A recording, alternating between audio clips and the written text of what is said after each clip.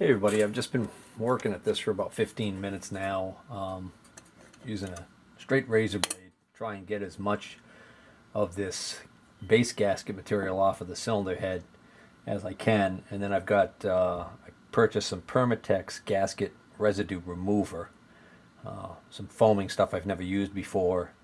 Pretty expensive, it was like 12 or 13 bucks a can, so hopefully it'll work really well. But the idea is I want to prep this surface for the new gasket, and aluminum being such a soft metal, you got to be careful. You can't go too aggressively with like a razor blade or a scraper or a wire wheel or anything like that, because you're going to damage the mating surfaces here. So I've been working at it, getting it down pretty far. I don't know what the heck they glued this gasket on here with, or if it's just the gasket adhered to the metal just from time and pressure. Who knows? This thing was assembled in China. They may have used some stuff that's not even legal here in the States, yak hide glue or something. So, anyways, I'm just gonna pull out these little locating sleeves so that I can work through this area here easily. And no sense in boring everybody with me doing this work. Alright, I got most of the heavy material off, so now I'm going to use this Permatex foaming action gasket remover.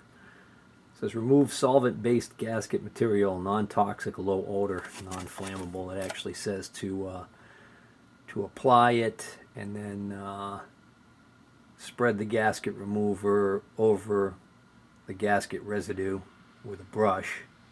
I guess it's got a built-in brush. Allow to sit for at least 15 minutes, and then it says removing anaerobic gaskets will require 25 to 30 minutes of time.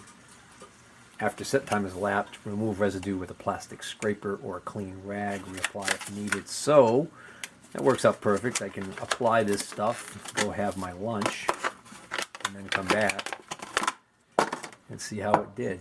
Oh, I might as well get this one while I'm at it. Now, one last thought while I'm applying this stuff. It was occurring to me as I was spending all this time doing the tedious work of getting this gasket material off of here.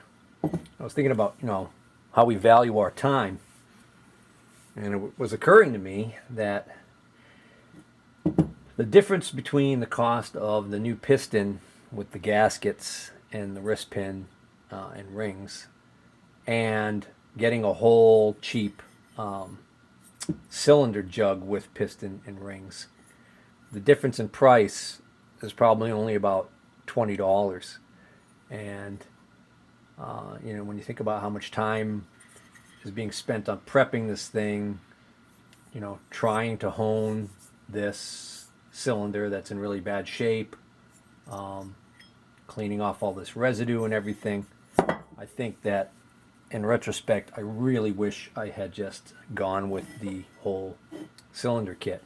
Now, mind you, that $35 cylinder kit, can imagine the quality of that, but it's not like I'm taking apart, a genuine Honda motor and, canning the genuine Honda cylinder for a cheap Chinese aftermarket one. In this case here, it's basically it's a Chinese part being replaced by a Chinese part.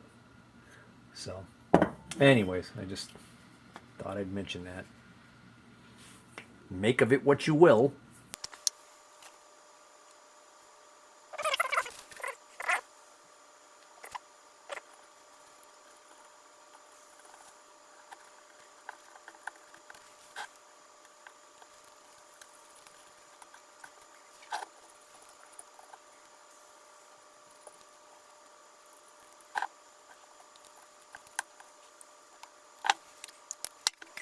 We shall see.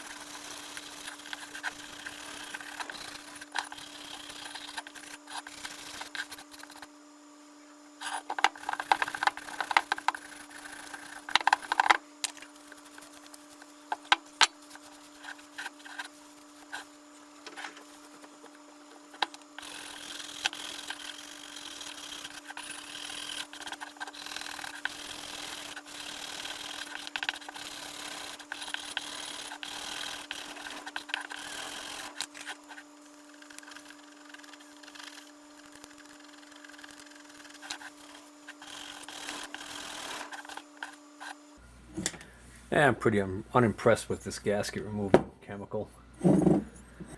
Yeah, I would say it's not worth the money. Well, not only am I disappointed with the performance of that gasket remover, but the consistency of this stuff when you're taking it off is like snot.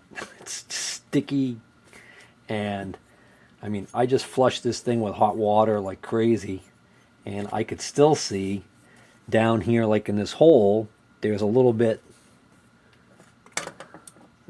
little bit of stuff stuck in there that didn't flush out because it's sticking like, like snot.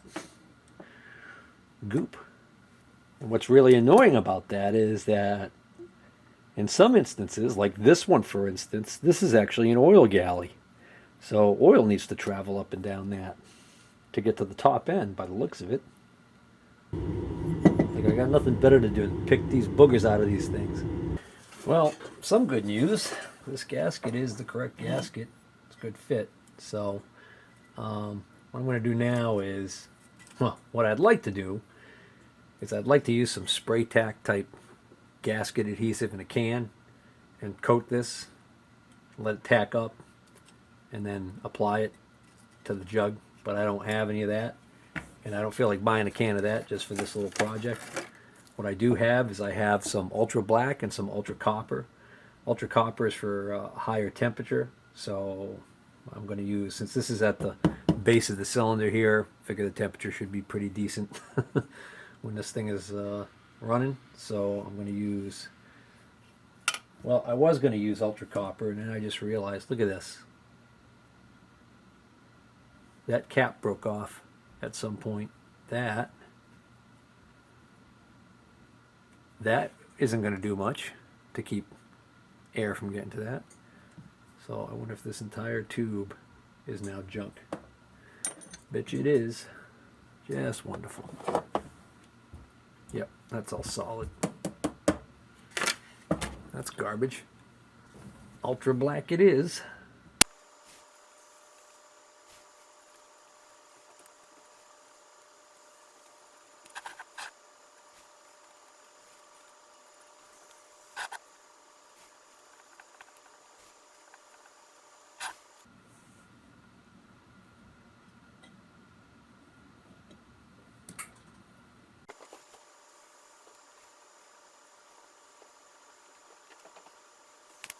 Next thing I want to do is I want to check the, before I install the piston rings on the new piston, I want to check the ring end gap. And what that is when this ring is down inside the cylinder and it's compressed by the walls of the cylinder, it closes up this gap right here. And the idea is that we need a minimum amount of gap in there. Because what can happen is the engine heats up and the parts heat up and things expand and everything, the danger could be that this could actually end up being so tight that these two ends start pushing up against each other and cause the ring to deform, and actually you can actually get a situation where the ring could break and that piece of piston ring could work its way in between the wall of the cylinder and the piston and destroy the piston and the cylinder wall rather quickly. So some people believe that this is not necessary in these engines, that you can just take the rings out, take the brand new rings out and install them and not have to worry about that. However, I found numerous instances online of people actually giving the correct spec for the ring gap, and it seems to me if it wasn't that important, they wouldn't bother having so many people know what it is. So that being said, apparently it would be in the service manual for this engine, which I don't have a service manual for an exact how hit engine. I don't believe I was able to find one of those, but the GY6 engine manuals are available, and pretty much everybody seems to agree that 10 thousandths is what we're shooting for. So the idea is we're gonna install one of the rings. There's a this has got a chamfered or a beveled edge. It's flared, which makes it easier to install the rings.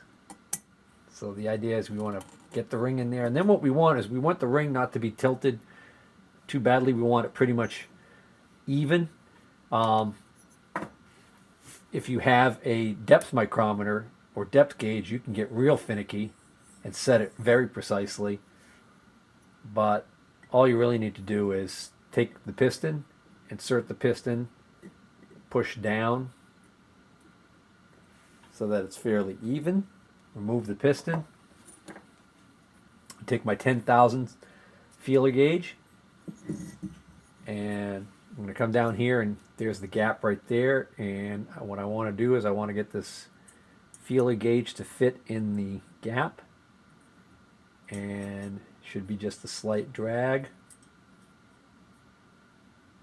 and that actually feels pretty good. Great.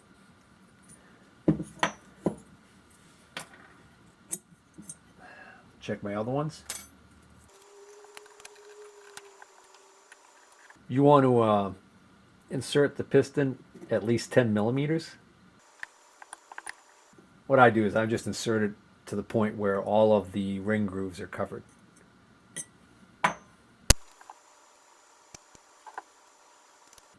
Aha. So I cannot get the 10,000 feeler gauge to go. So I'm going to have to increase that, and all I need to do that is to take a file and file a little bit off. Yeah, it's pretty darn tight. The 8 doesn't even want to go in there.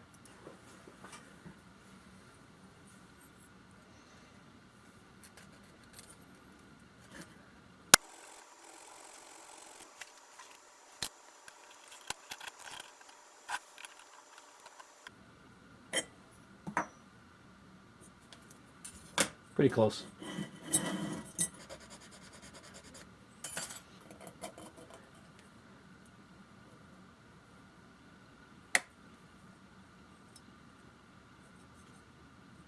Perfect. Now some say that these two rings here, which are the upper and lower parts of the three-part assembly that makes the oil control ring, that these would have a different spec usually. I don't know about that, so I'm just going to use the 10,000s that I already heard about. Looks good. These are a lot easier to put in and check. Now I want to install the new piston rings on the piston and clock the rings. And what I mean by clocking the rings is, if we look at the face of the piston here and think of it as the face of a clock, what we're going to do is we're going to make sure that these gaps in these rings are in fairly specific places. The main goal here is we want to create a situation where none of these gaps on any of these rings is too close to a gap on another ring. So we also, ideally, a lot of people suggest not having gaps over this area right here. So if we look at the wrist pin, would go right through here. Okay, so if we imagine this line left to right right here, if we make a vertical line straight down, that's where we're going to put the gap for the oil control ring. Okay, this weird shaped one. And then at approximately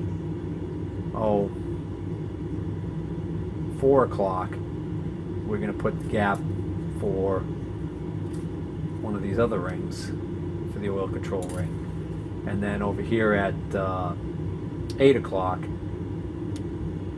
or so, we're going to put this ring. And then up here at around 2 o'clock, we're going to put one of the compression rings. And over here at around 10 o'clock, we're going to put the other compression ring. All right? So, first thing I'm going to do is I'm going to put the oil control ring on. Now, sometimes you can put these little thin rings on first, but in this case, this type of telemarketers. All right, so what I was saying was, in this particular case, because of the design of this ring right here, there's actually a tiny little ridge on the back of this. So if we put this ring on first, if we put one of these rings on first, we won't be able to get this ring on. So what we're going to do is we're going to put this ring on first. I can readjust these as needed. So next up, I want to put one of these rings on. Now I'm going to put this other thin ring on. So these two rings that go with this oil control ring are really thin. So that's how you can differentiate them from the other two compression rings, and then they're identical to each other. So next up, we have the two compression rings. Sometimes one ring is thicker than the other and you can tell them apart that way. But on these GY6 imports, apparently from what I've read online, the shiny metal ring is always the top ring. In other words, that's going to be the one that goes in the very top groove is the shiny metal one. And this darker colored one is going to be the second one down. So since I'm going to put these on from the top, install this one next. And for the moment, I'm not worried about the position of the gaps. I'm going to finalize that right before I put the piston back on the connecting rod. And I'm going to talk about another thing that is interesting about this piston. As soon as I get this other ring in. Okay. I'm going to set all of these gaps correctly in a moment. But, question about which way does the piston go in? This way or this way? Well, on a lot of these pistons, it's real easy to tell because see these indentations on the top of the piston? On a lot of the pistons, one of these indentations is larger than the other one, and the larger indentation is always the intake because the intake valve is larger. Makes perfect sense. However, what bothers me about this replacement piston is that these two indentations here are identical. I even tried measuring them with my digital calipers to see whether or not I was seeing things, but they're pretty much identical. The manufacturer has put a very intentional red dot right here. What that is supposed to denote, I do not know. Does that red dot mean that's the intake side? I don't know. So I figured, well, let me look at the original piston I took out. Guess what? The original piston doesn't have any answers for us because it also has two indentations that are identical in size. It has what almost looks like IN over here, which made me think that was intake. The problem is it has it over here also. So no matter which way you turn it, it says in. So, well, actually, technically you have to put it this way for it to say in, but then this says in above this indentation. So it still doesn't make any sense. There are some letters here. When the letters are right side up, okay, so when the letters are right side up, that is upside down, and this is also upside down. So, okay, so that means nothing to me. So the only thing I can see on these two pistons that is unique about the piston seems symmetrical in every way, except for, see this little groove right here? That's the little groove to help you install the little snap rings that keep the wrist pin retainer rings. Okay, so that clearly is on one side as opposed to the other. That's the only thing that's unique. All right, so I don't know if it's critical or not to have that face a certain way or not, but I'm going to make sure that faces the same way on the new piston as it did on the old one. So I know when we were taking this out that I pushed the pin out that way and I left the pin in as a reminder so that I'd know that I pushed it out that way. So I know that this is the intake side. And the intake side is opposite this little indentation here for the pin. So if I hold this piston up the same way, then the little red dot is on the intake side. So I got nothing else to go on, so that's what I'm doing. I'm just going to take a minute to finesse these ring gaps into the positions that I want them in. All right, so I've oriented my rings exactly where I want them. So to recap, this is the intake side of the piston, all right, and the wrist pin go through like that. And I've got my gap for my top shiny ring here. The gap for the second ring down, the darker ring, is about here. The ring for the oil control, that squiggly ring, which is kind of like a retainer that helps keep the two oil control rings in alignment. The squiggly ring gap is right here. This is the exhaust valve side, right dead center there. And then I've got one of the oil control ring gaps here and one here. Now that's set.